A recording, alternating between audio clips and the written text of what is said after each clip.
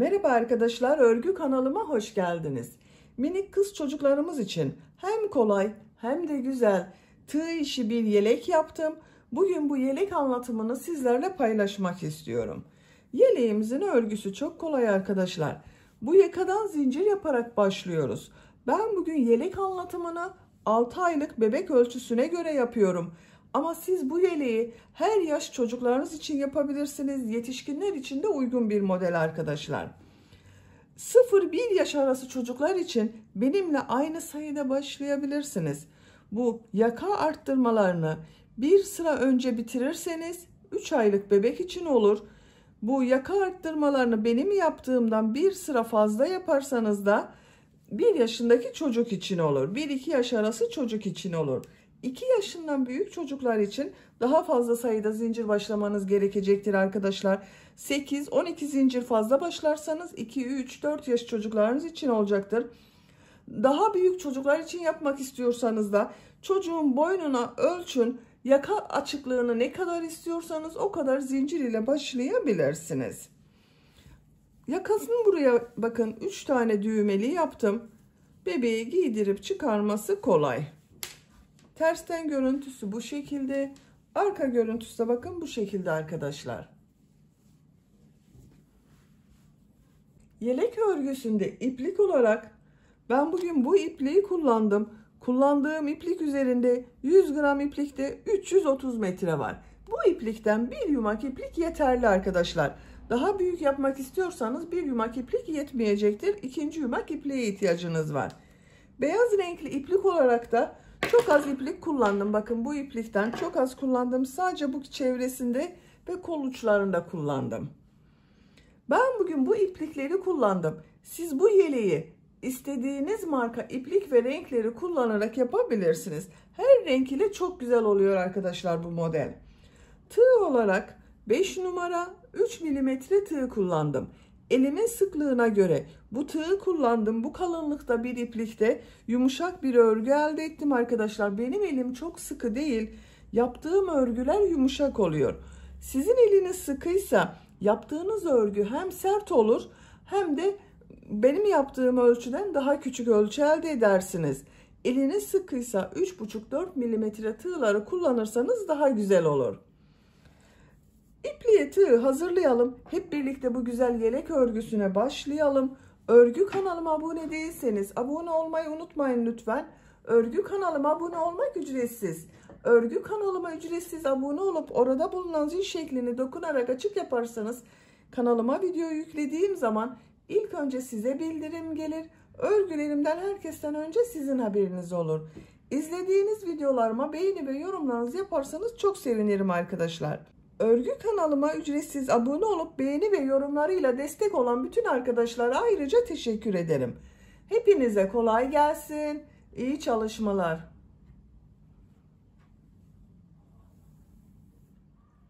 Örgüye yakadan zincir yaparak başlıyoruz. İlk ilmeği ben bu şekilde yapıyorum. Size nasıl kolay geliyorsa o şekilde yapabilirsiniz. Zincirleri yapmaya başlıyorum. Çok sıkı zincirler yapmıyorum. 66 zincir yapalım. 66 zincir yaptım. Çok sıkı zincirler yapmadım arkadaşlar bakın. Bu 66 zincirin kaç santimetre olduğunu ölçüyorum.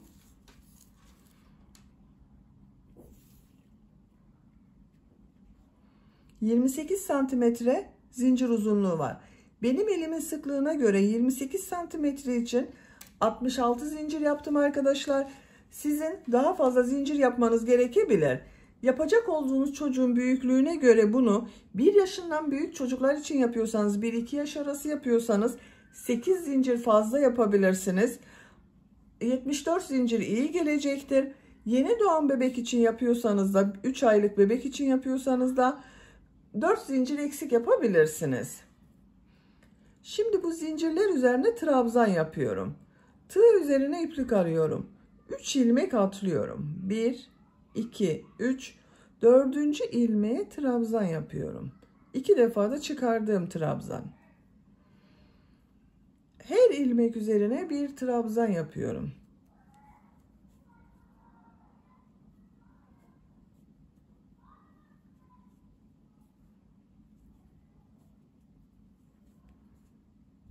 Sıra sonuna kadar devam edelim. Zincirler üzerine trabzan yaparak sıra sonuna kadar tamamladım. Bir sıra trabzan sırası elde ettim arkadaşlar. Bu sıra başında 3 ilmek atlayarak yaptığım trabzan ile birlikte 63 trabzan var bir sıra üzerinde. İkinci sıradayım. Bir zincir yapıyorum, örgüyü çeviriyorum. Bu sırada 3 tek bir çift, 3 tek bir çift trabzan yaparak arttırma yapıyorum. İlk ilmek üzerine trabzan yapıyorum. 2 ilmeğe daha trabzan yapıyorum.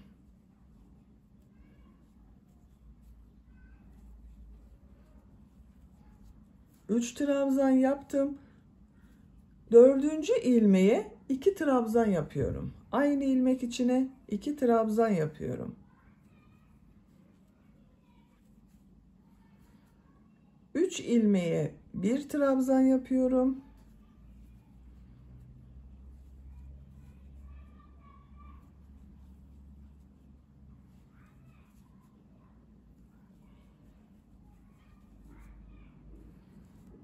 Dördüncü ilmeğe 2 trabzan yapıyorum.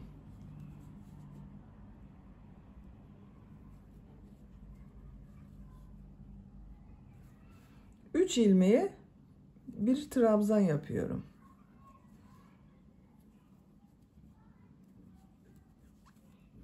Bakın bu şekilde.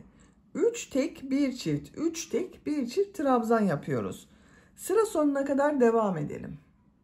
Sıra sonuna kadar tamamladım. Bu sırada 3 tek bir çift trabzanlar yaptım. Sıra sonunda yine bakın arttırmadan sonra 3 trabzan yaptım. Kaç arttırma yaptığımı sayıyorum. 1, 2, 3, 4, 5, 6, 7, 8, 9, 10, 11, 12, 13, 14, 15 arttırma yaptım. Bu bir sıra üzerinde 78 trabzan var arkadaşlar. Şimdi model sırasını yapıyorum. Bir zincir yapıyorum. Örgüyü çeviriyorum. Üçüncü sıradayım.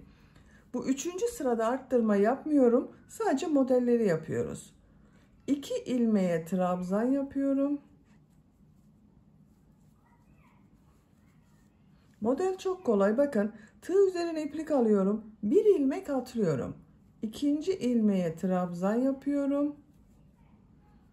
Tekrar tığ üzerine iplik alıyorum. Atlama yaptığım bu ilmeğe dönerek trabzan yapıyorum. Bir ilmek atlıyorum. Trabzan yapıyorum.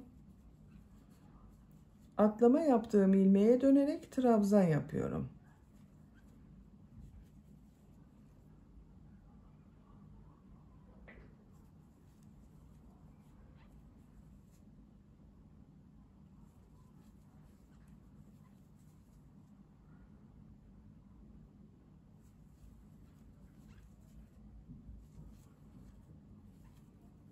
Bu şekilde modeller oluşuyor bakın. Sıra sonuna kadar devam edelim. Modelleri sıra sonuna kadar yaptım. Sıra sonunda yine 2 trabzan yaptım. Sıra başında da 2 trabzan yaptım. Sıra sonunda da 2 trabzan yaptım. Bir zincir yapıyorum. Örgüyü çeviriyorum. Dördüncü sıradayız. Dördüncü sırada trabzan yapacağız. Yine arttırmalar yapacağız. 3 tek bir çift trabzan yapıyorum. 3 ilmek üzerine trabzan yapıyorum.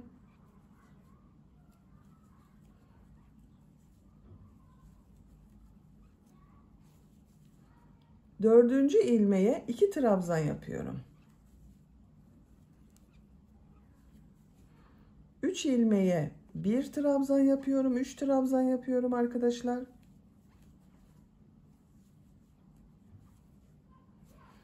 Dördüncü ilmeğe 2 trabzan yapıyorum. 3 tek bir çift trabzan yaparak sıra sonuna kadar devam edelim. Sıra sonuna kadar 3 tek bir çift trabzan yaptım. Çift yaptığım trabzandan sonra bakın 2 ilmeğe birer trabzan yaptım arkadaşlar. Burada 3 trabzan denk gelmedi. 2 trabzan yaptım. Dördüncü sırada 19 arttırma yaptım. 19 ilmek üzerine çift trabzanlar yaptım. Bu bir sıra üzerinde 97 trabzan var. 5. sıradayım. Bir zincir yapıyorum, örgüyü çeviriyorum. Model sırası yapıyoruz. 2 ilmek üzerine trabzan yapıyorum. Bir ilmek atlıyorum, trabzan yapıyorum. Atlama yaptığım ilmeğe dönerek trabzan yapıyorum.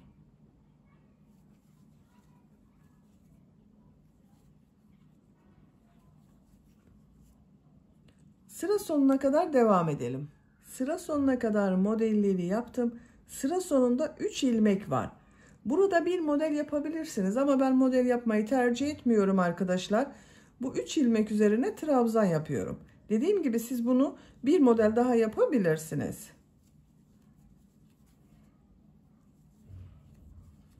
Bakın 3 trabzan yaptım. Bu sırada modelleri yaptık. Hiç arttırma yapmadım. 6. sıradayım. Bir zincir yapıyorum. Örgüyü çeviriyorum. 3 ilmek üzerine trabzan yapıyorum. Arttırma sırasındayız arkadaşlar.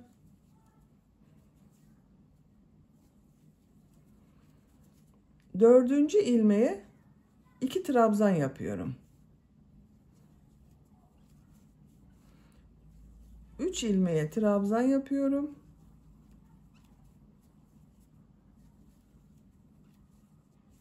Dördüncü ilmeğe 2 trabzan yapıyorum.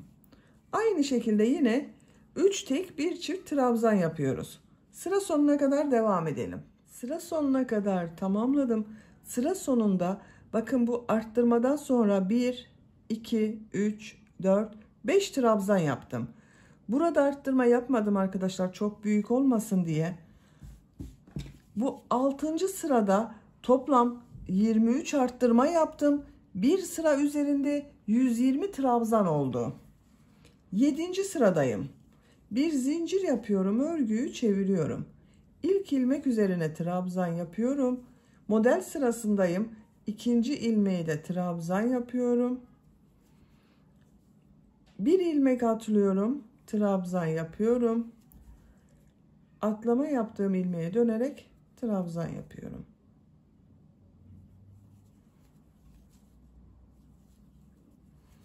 Bakın yine aynı şekilde model yapıyoruz. Sıra sonuna kadar devam edelim. Bir sonraki sırada yine burada yaptığımız gibi 3 trabzanı tek trabzan, 4. trabzanları çift trabzan yapalım. Arttırmalara devam edelim. Yakanın görüntüsü bakın bu şekilde arkadaşlar. Bu yaka arttırmaları bu 2 sıranın tekrarıyla olacak. Bir sırada trabzan sırası yapacağız. Trabzan sırasını yaparken bir çift 3 tek, bir çift 3 tek trabzan yapacağız. Bir sonraki sırada model sırası yapıyoruz. Model sırasında arttırma yapmıyoruz arkadaşlar, unutmayalım. Yapacak olduğunuz çocuğun büyüklüğüne göre bu yaka örgüsüne devam edelim. Yaka örgüsünü arttırmalar yaparak yapacağım ölçüye göre tamamladım. Kaç sıra yaptığımı sayıyorum. 1, 2, 3, 4, 5, 6, 7, 8, 9, 10, 11. 11. model sırasında bakın bitirdim arkadaşlar. Benim yapacağım ölçü için bu yeterli. Siz bunu 1 yaş çocuk için yapıyorsanız bir sıra daha arttırma sırası ve model sırası yapabilirsiniz. Kaç santimetre olduğunu da ölçüyorum. Yuvarlak bir roba yaptık bakın arkadaşlar. 11 santimetre yükseklik var. Benim yapacağım ölçü için bu yeterli. Şöyle katlıyorum. Görüntüsü böyle bakın. 12. sıradayım. 12. sırada kol ve gövde bölümünü birbirinden ayırıyorum. Artık örgüye gövdenin örgüsüyle devam ediyorum. Bu 11. sırada benim arkadaşlar bir sıra üzerinde 186 trabzan var. Sizin kaç trabzan varsa ortaya bir işaret yapın. Bakın şu şekilde katlayabilirsiniz de ama iki taraf eşit olursa daha iyi olur. Bakın. Bu son sırada kaç trabzan varsa sayın, ortaya bir işaret yaparsanız burası arka orta olacak. Ön bölüm için 24 trabzan yaptım bakın. 2, 4, 6, 8, 10, 12, 14, 16, 18, 20, 22, 24. Ön bölüme 24 trabzan yaptım. Arka bölüme de 24 trabzan yapacağız arkadaşlar. Bakın bu işaret yaptığım yerden sonra 2, 4, 6, 8, 10, 12, 14, 16, 18, 20, 22, 24. Bakın arka bölümün burası 24. 24 de buraya yaptım. Toplam 48 trabzan var arka bölüm için. Diğerleri kol bölümü için, bakın burası kol bölümü olacak. Burası da kol bölümü olacak. 12. sıradayım. 12. sırada artık arttırma yapmadan kol bölümünü gövde bölümünden ayırıyorum. Bir zincir yapıyorum. Örgüyü çeviriyorum. Trabzan sırası yapıyorum. Her ilmek üzerine bir trabzan yapıyorum.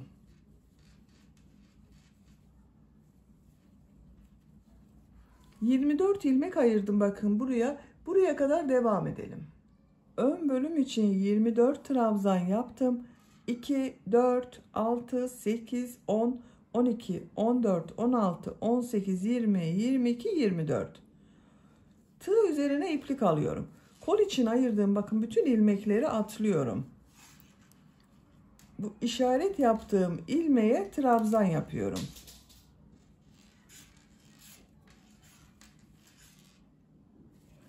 Arka bölümde bulunan ilmekler üzerine trabzan yaparak devam ediyorum. Her ilmek üzerine trabzan yapıyoruz. Bu kol için işaret yaptığım bu ilmeğe kadar trabzan yaparak devam edelim.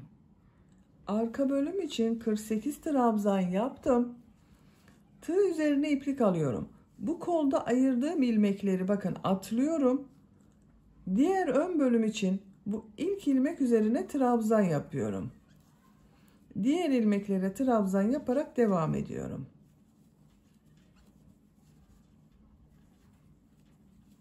Sıra sonuna kadar devam edelim. Sıra sonuna kadar trabzanları yaptım arkadaşlar. Bu ön bölümde de 24 trabzan yaptım. Bakın bu sırada kol ve gövde bölümünü birbirinden ayırdık. Artık bakın bu şekilde kol bölümü ayrı.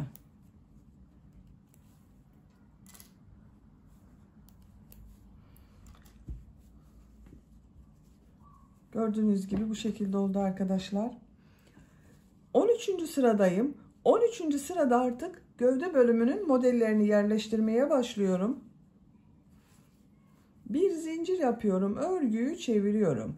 2 trabzan yapıyorum.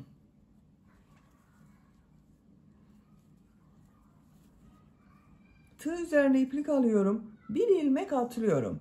İkinci ilmeğe bir trabzan, 2 zincir, bir trabzan yapıyorum.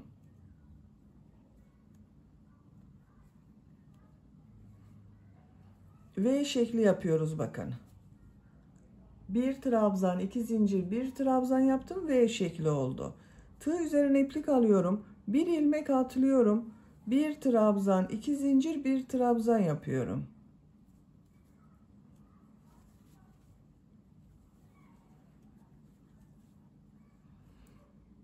Bir ilmek atlıyorum. Bir trabzan, 2 zincir, bir trabzan yapıyorum.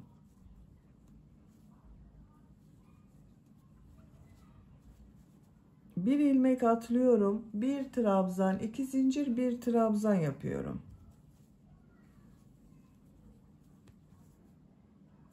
Bu şekilde V şekilleri yaparak sıra sonuna kadar devam edelim.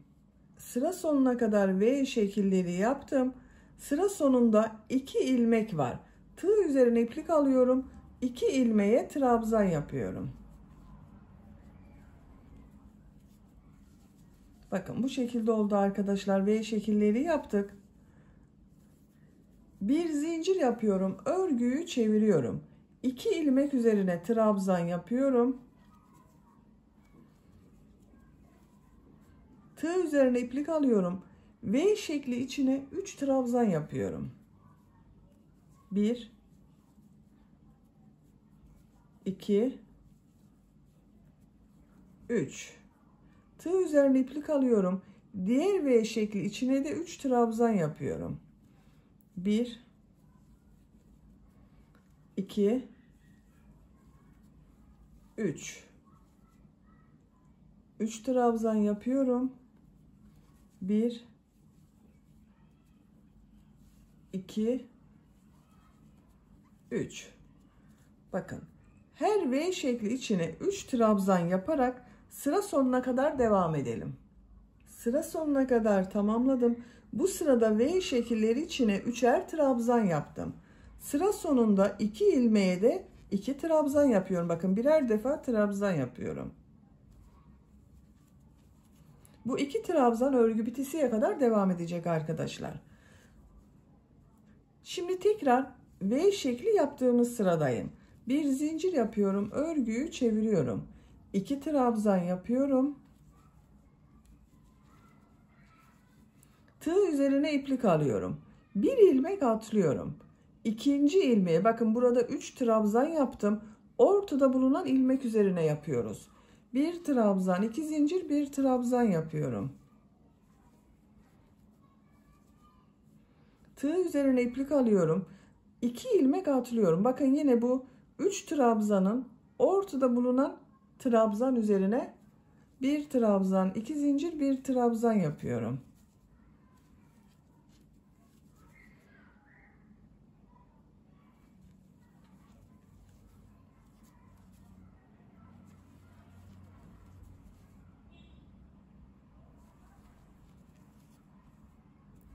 Sıra sonuna kadar devam edelim. V şekilleri yaparak sıra sonuna kadar tamamladım.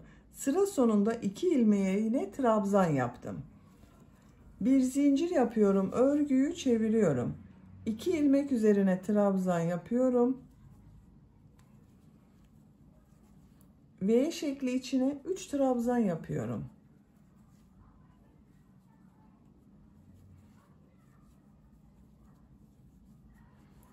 Diğer V şekli içine de 3 trabzan yapıyorum.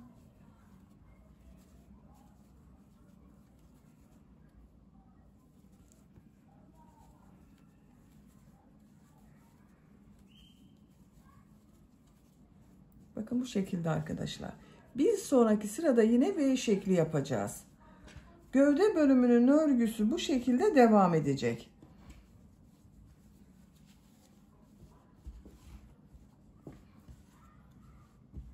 Bu 2 sırayı tekrarlayarak bir sırada V şekli yapacağız. Bir sonraki sırada V şekillerinin içine 3 trabzan yapacağız.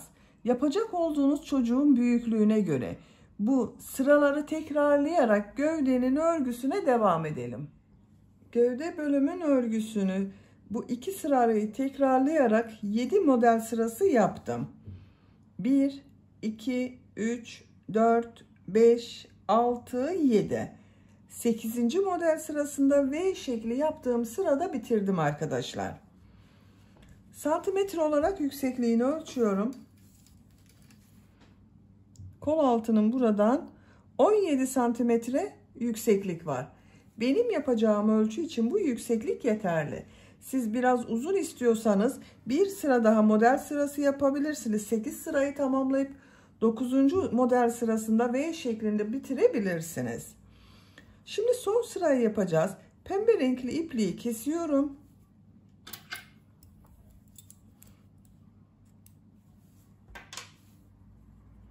İlmek içinden çektim. Beyaz renkli iplik ile son sırada model sırası yapıyorum yine arkadaşlar. Bu ilmekten beyaz renkli iplik ile bir ilmek yapıyorum. Bir zincir yapıyorum, sık iğne yapıyorum. Bir zincir yapıyorum, tığ üzerine iplik alıyorum. İlk V şekli içine 6 trabzan yapıyorum.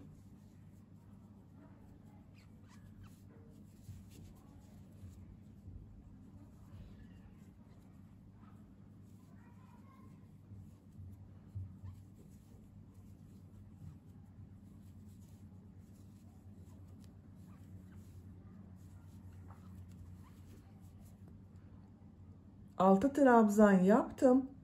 Bir zincir yapıyorum. İkinci V şekli içine sık iğne yapıyorum. Bir zincir yapıyorum. Diğer V şekli içine 6 trabzan yapıyorum.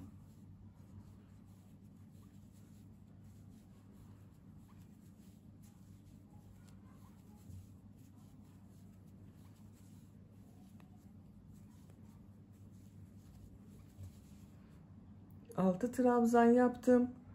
Bir zincir yapıyorum. V şekli içine sık iğne yapıyorum. Bu şekilde oluyor arkadaşlar. Sıra sonuna kadar devam edelim. Sıra sonuna kadar modelleri yaptım. Son ilmeğe sık iğne yapıyorum. Bakın arkadaşlar, bu şekilde oldu. Çok güzel oldu.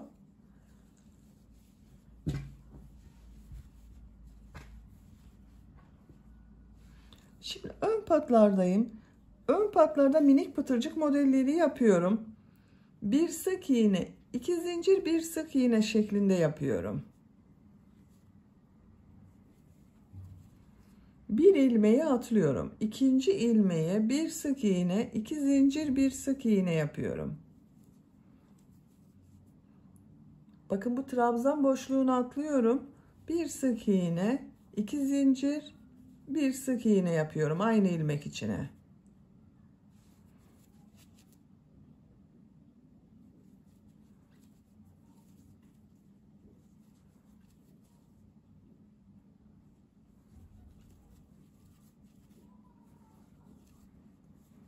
Bu şekilde pıtırcık modelleri yapıyoruz. Bu kol ayrımı yaptığımız, bakın kolu gövdeden ayırdığımız bu sıraya kadar devam edelim. Pıtırcık modelleri yaparak buraya kadar tamamladım arkadaşlar. Bakın, bu kol bölümünü ayırdığım sıraya geldim. Buraya 3 tane düğme iliği yapıyorum.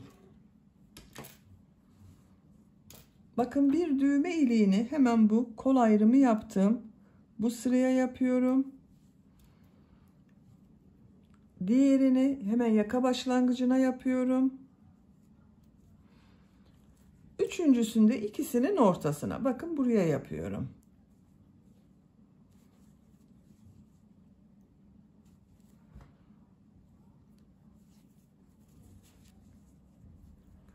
Bu trabzan boşluğunu atlıyorum. Bu ilmek içine bir sık iğne yapıyorum. Düğme iliği için 7 zincir yapıyorum. Aynı ilmek içine sık iğne yapıyorum. Bakın, bu şekilde bir düğme iliği yaptım.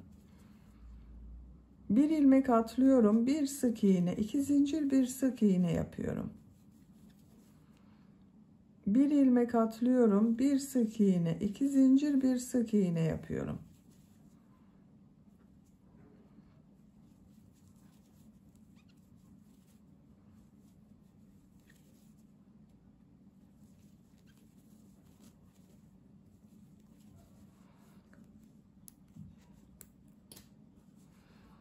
Düğme iliği yapmak için bir sık iğne yapıyorum.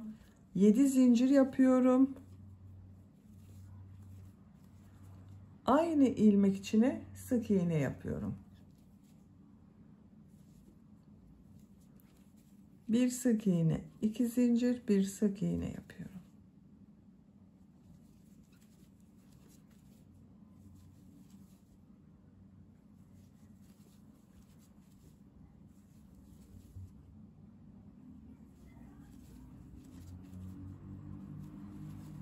Bakın, bu düğme ilikleri arasında 1, 2, 3, 4 pıtırcık yaptım. Burada da 4 pıtırcık yaptım. 1, 2, 3, 4.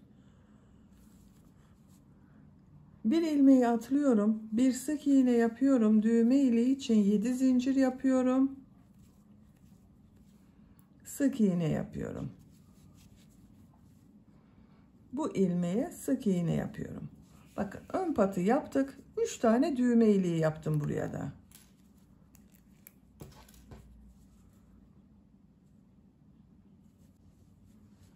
Yaka çevresinde de pıtırcık modellerine devam ediyorum. Bir sık iğne yaptım. 2 zincir yapıyorum. Sık iğne yapıyorum. Bir ilmek atlıyorum.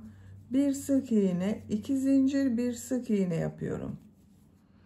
Bir ilmek atlıyorum. Bir sık iğne, 2 zincir, bir sık iğne yapıyorum. Bir ilmek atlıyorum. Bir sık iğne, 2 zincir, bir sık iğne yapıyorum. Bakın, bu şekilde arkadaşlar. Sıra sonuna kadar devam edelim. Diğer ön patta da burada yaptığım gibi pıtırcık modelleri yaparak tamamlayalım. Buraya kadar tamamladım. Bakın, bu ön patta da pıtırcık modelleri yaptım. Yaka çevresinde de pıtırcık modelleri yaptım. İlk İlk yaptığım bu ilmek ile ilmek kaydırma yaparak sırayı birleştiriyorum. İpliği kesiyorum. Ben ipliği kestim arkadaşlar. İlmek içinden çekiyorum. Bakın bitirdim.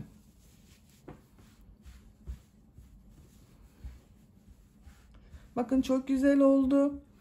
Kol örgüsünde yapalım. Kol örgüsünün birisini ben hazırladım. Bakın bu şekilde. Burada yaptığım modelleri kolda yaptım.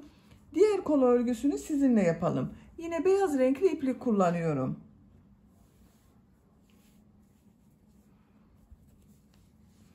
Kol altından ipliği bağlıyorum.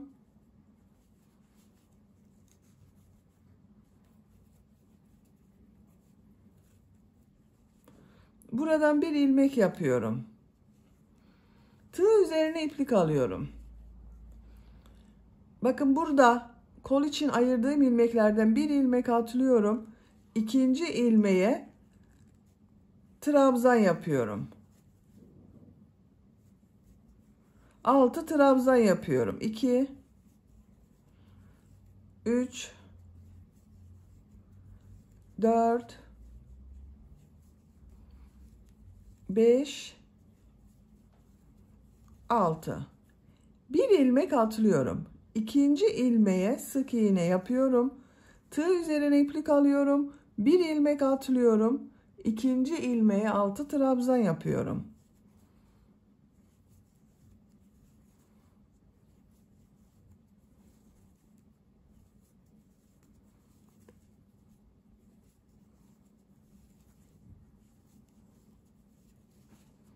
Bir ilmek atlıyorum. Sık iğne yapıyorum. Bir ilmek atlıyorum. 6 trabzan yapıyorum. Bakın bu şekilde oluyor. Sıra sonuna kadar devam edelim. Sıra sonuna kadar modelleri yaptım. Kol altında yaptığım bakın bu ilmek ile ilmek kaydırma yaparak sırayı birleştiriyorum. İpliği kesiyorum.